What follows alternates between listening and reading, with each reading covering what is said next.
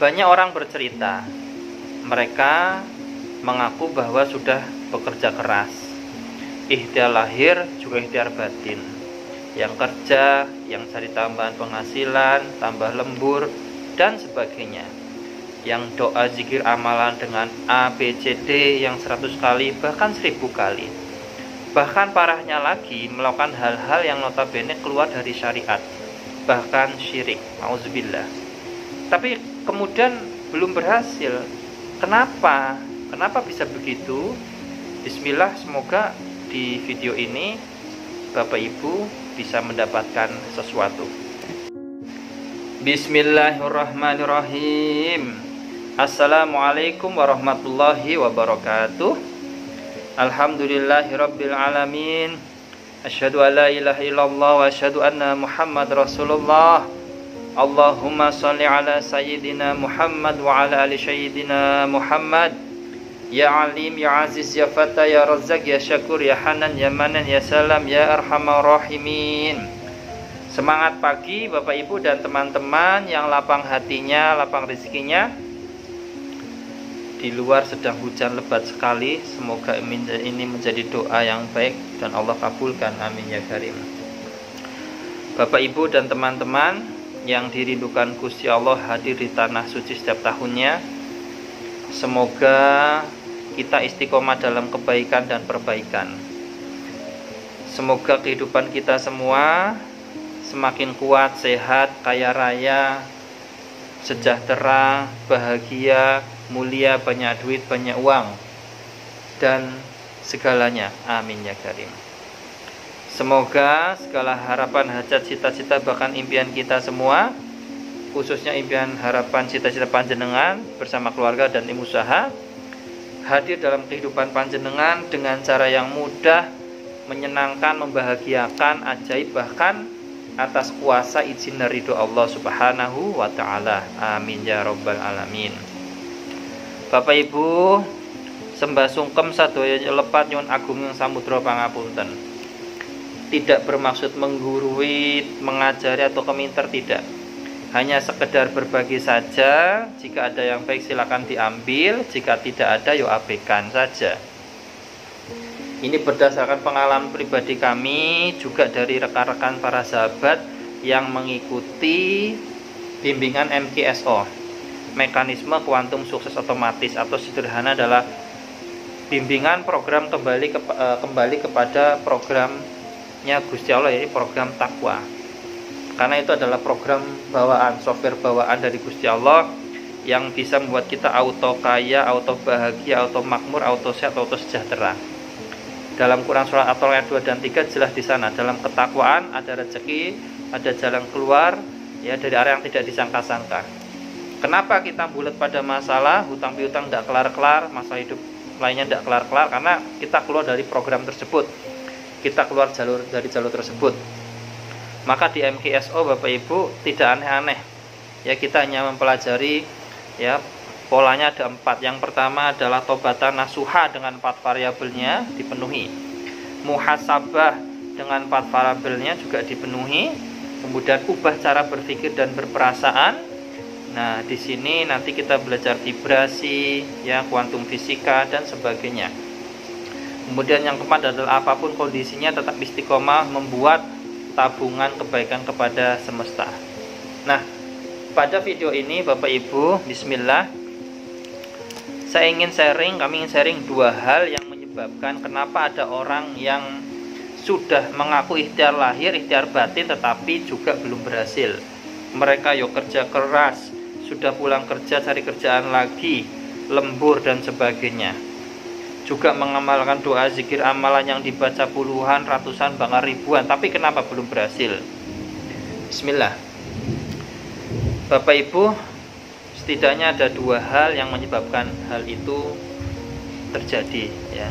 Kenapa belum berhasil? Apa itu? Yang pertama adalah kemelekatan hati, jiwa dan pikiran terhadap hal tersebut. Kemelekatan pada masalah, kemelekatan pada proses, kemelekatan pada hasil. Kalau orang yang sering mengeluh masalah, berarti dia melekat pada masalah, energinya habis di situ. Saya sudah kupas tentang bab mengeluh. Orang yang mengeluh mendapati kehidupannya seperti apa yang dikeluhkan.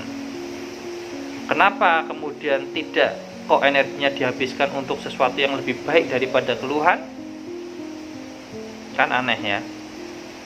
Kemudian ada yang melekat pada proses. Ya, seolah-olah dengan ikhtiarnya dia, ya dagang, ya usaha bisa menyelesaikan masalah. Nah, kemudian sampai lupa sama Gusti Allah nih, bahaya nih ya. Yang ketiga, kemelekatan pada hasil. Ya. Pengen mengharap sesuatu ketika tidak terjadi, sakit hati. Padahal kalau kita mau runtut, yang membatalkan itu diri kita sendiri loh Bapak Ibu. Kemelekatan itu bikin Gusti Allah cemburu. Ayo kita cek lagi untuk memahamkan ini, bagaimanalah kisah Nabi tongkat Nabi Musa ya, ketika dikejar Firaun sampai di Laut Merah. Masalahnya bukan di belakang ada Firaun, bukan. Masalahnya bukan karena di depan jalan buntu ada laut, bukan, tetapi masalahnya ada di dalam dirinya Musa ya. Maka kemudian ketika yakin sama Gusti Allah, ainul yakin ya, perintah Allah itu bukan pukul lah, tapi pukullah tongkatmu gitu kan. Ini terbelah. Juga dalam kisah Nabi Yunus alaihissalam ya, yang pergi dengan keadaan marah. Kenapa marah? Karena beliau berdakwah tapi kaumnya itu nggak mau ikut Gusti Allah ya, ikut ajarannya.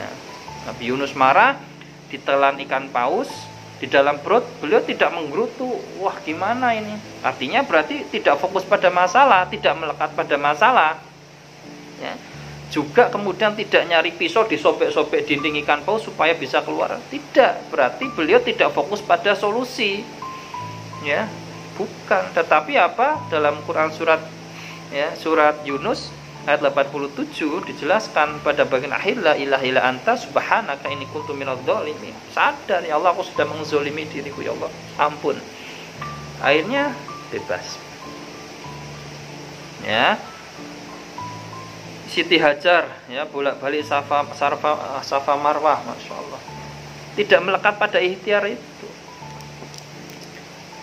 Panjangan punya sepeda motor, punya kendaraan, motornya tergores ya, kendaraan tergores, sakit hati.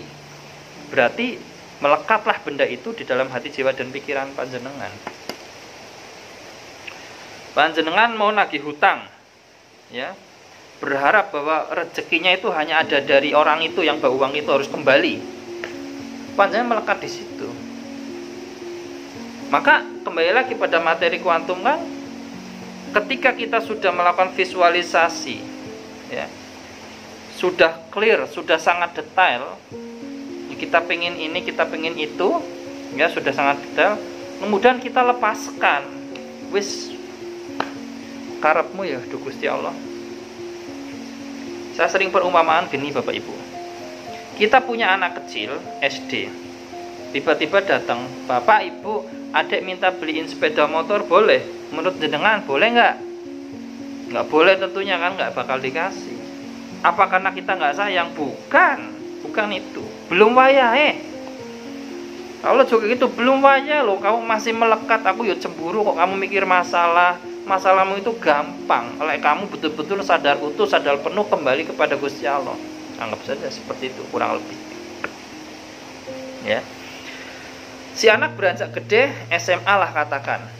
Pak, Bu, minta sepeda motor, mereknya ini. Kenapa saya pilih merek ini? Karena begini, begitu. Dijelasin. Langsung dikasih nggak kira-kira? Belum tentu. Ya. Sebagai orang tua ingin yang terbaik untuk anaknya, pasti ya diteliti dulu apakah membahayakan jiwanya apa tidak. Banyak pertimbangan. Ya, seperti itu. Sama ketika kita minta sama Gusti Allah Bapak Ibu ya, kita minta ngotot boleh, maksa jangan. Si anak ini yang tadi SMA minta motor, tapi ada narasi di akhir permintaannya, ada narasi yang baik. Begini anaknya bilang, tapi Bapak Ibu ya terserah Bapak sama Ibu lah, Bapak sama Ibu kan tahu yang terbaik untuk adik. Ya kan, adik tadi bilang motor ini baik, tapi yo tak serahkan ke bapak sama ibu aja. Enak nggak kira-kira? Sebagai orang tua panjenengan anaknya ngomong gitu kira-kira gimana? Sama. Ingat, sudah detail, mau nagih hutang, mau bayar hutang, mau jualan, besok kesana kesini dan sebagainya, ikhtiar lahirnya kan, dan ikhtiar batinnya. Lalu lepaskan, ya Allah, aku sudah merencanakan gini, tapi kembali semuanya itu adalah kuasamu. Nah itu bebas dari kemelekatan. Oke, tentang kemelekatan mudah-mudahan bisa paham. Yang kedua, penyebab kenapa belum berhasil adalah vibrasi energi berkelimpahan kita itu rendah. Kita merasa berkekurangan, tidak berkecukupan. Mau berbagi aja mikir, aku mau berbagi sedekah, besok ada duit nggak ya? Besok makanku gimana? Lah itu udah plus melekat. Ya plus vibrasi energi berkelimpahannya yo nggak ada, turun, loss. Udah kasih aja, berbagi dengan harta, dengan pikiran, dengan tenaga. Nah, terus bagaimana dengan kemelekatan pada doa zikir amalan? Sudah dibaca 100 kali, 1000 kali, boleh, kata para kiai, para guru, para ulama, boleh secara alihat, boleh halal. Baca ini untuk dapat segini boleh. Tapi artinya kita levelnya pada level ya urusan dunia itu tadi. Esensinya adalah doa zikir amalan dipaham oleh guru-guru kami bahwasanya kita ketika doa zikir amalan itu sadar penuh, sadar utuh bahwa kita ini wayang, Gusti Allah ini dalang. Ketika kita zikir ya Hanan, ya Manah, ya Fatah, ya Razak, kita ikhtiar rezeki memang menjemput dan mematas kita mendapat sesuatu, tapi semuanya kembali kepada Gusti Allah.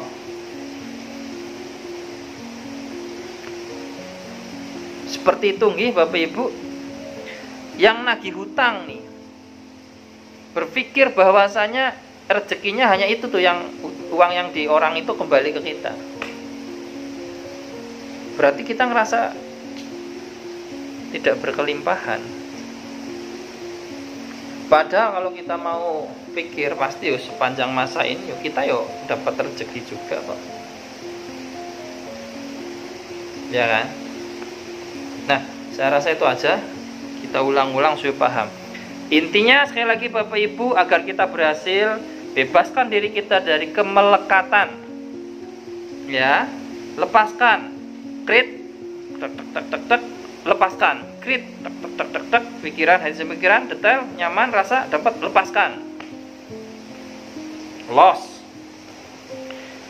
Kemudian apa? Yang kedua, jaga vibrasi energi berkelimpahan. Itu aja sih.